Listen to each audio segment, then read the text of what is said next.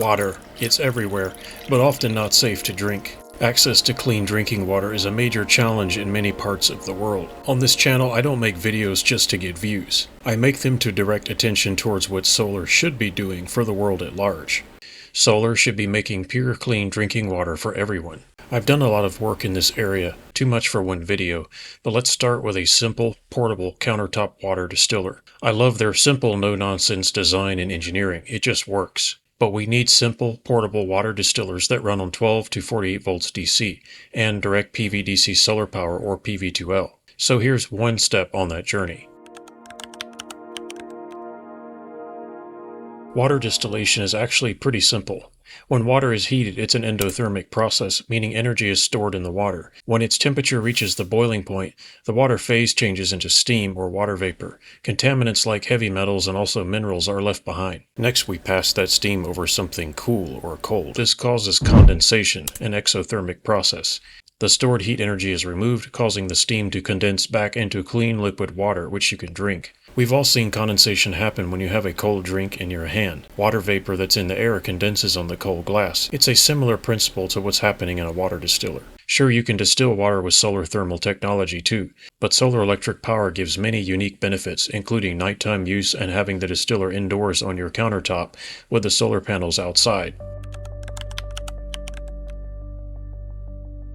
When I convert an appliance to DC, I like it to look factory-made, because that's the whole point, showing people that, hey, this can come from a factory, there's no reason why not, it's simply a lack of demand. But I could not reuse the existing fan and fan motor. The AC fan motor is a very cheap shaded pole type. The aluminum blade is very nice, but I could not find anything that would fit it, so I decided to ditch the fan assembly and instead go with the Delta EFB series 120mm brushless fan. This is not a typical computer fan and it can move quite a bit of air. According to the spec sheet, the model I chose, the EFB 1248HHF, has an operating voltage rated in excess of 48 volts, so it should be good for my off-grid DC 48 volt system as well as direct PV to load operation.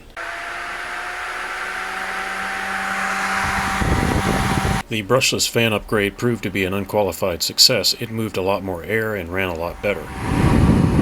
The heating element in this machine uses the most common and cheap technology. It's been around for a long time. It's basically a metal tube packed with probably magnesium oxide, and there's some nichrome heating element wire inside. So my attempts to modify the OEM heating element in this machine were not very neat, clean, or successful, and certainly not safe, but that's beside the point, because if this machine came from a factory, the heating element would be 48 volts to begin with. If the water all boils out, you don't want it to burn the heating element out, and so the unit will switch off. A simple electromechanical or electronic DC timer can prevent the unit from boiling dry.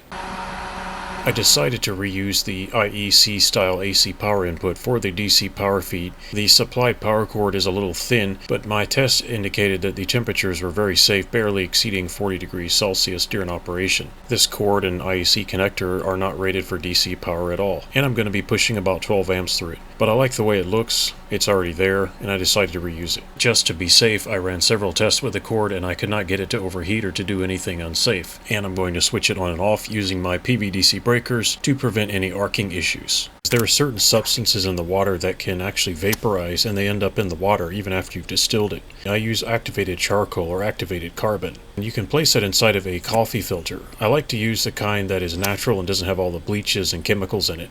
I simply take a spoonful of this stuff and put it in the coffee filter, and the water will drip through that, and any kinds of VOCs or volatile organic compounds will be trapped in the carbon and not make it into the water.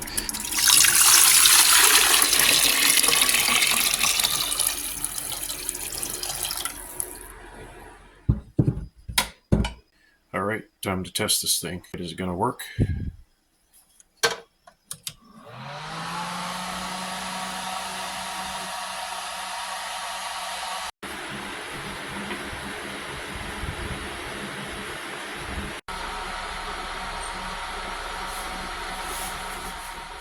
My home has off-grid residential DC electrical service running at 48 volts. These outlets can also be powered by direct PV DC power or PV to load, meaning they can operate even without the battery in circuit. I have multiple lengthy videos explaining the system, and I will post those down in the description as well as in the pinned comment.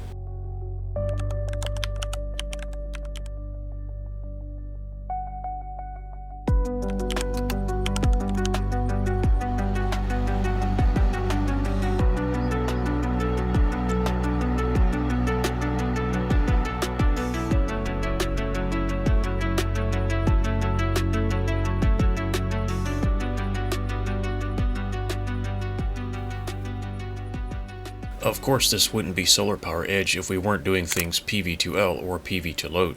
That means running the appliance or devices straight from the solar panels themselves using DC power with nothing else in between.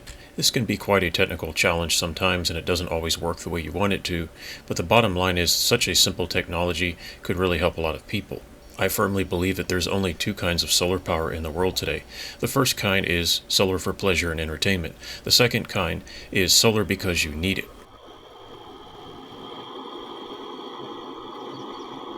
And I've always focused on the second kind because I think that's the most important by far. So I'm focusing on real-world use cases, things that actually work, things that can help make the world a better place, and also help alleviate suffering. The test was conducted outdoors mainly because I wanted to see what the efficiency and performance would be like. It was 93 degrees Fahrenheit outside and very, very hot. Okay, we're getting close to boiling, 200 degrees Fahrenheit, 94 Celsius. I'm not getting quite the amount of power that I need. 600 watts to 700 watts would be better, but at least I'm getting over 500. Yep, there it goes. It's working. 50.9 volts. Yeah, this thing works. Clean drinking water out in the middle of nowhere with no batteries, no inverter, no charge controller, no high voltage, and nothing particularly complicated. Tastes great.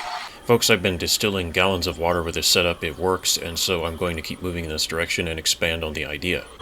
I think it's incredible that an appliance like this can run off of photovoltaics with nothing else. I did not wimp out and use a DC converter or high voltage. There's no hidden wires or a battery under the table, just two solar panels. It's my mission to show that appliances like this could exist and can exist, and I think that mission is accomplished. There was significant cloud cover on the day of this test. That's certainly one downside of PV2L, but it did not stop the water from distilling, it just slowed it down. I may build a 12 volts version of this water distiller. What do you think about that? Might be a little more challenging. Folks, if you like my work, I now have a place where you can buy me a coffee. The link is in the description, and you can also like, subscribe, and comment. That helps too. Thanks for watching, folks, and I'll see you next time.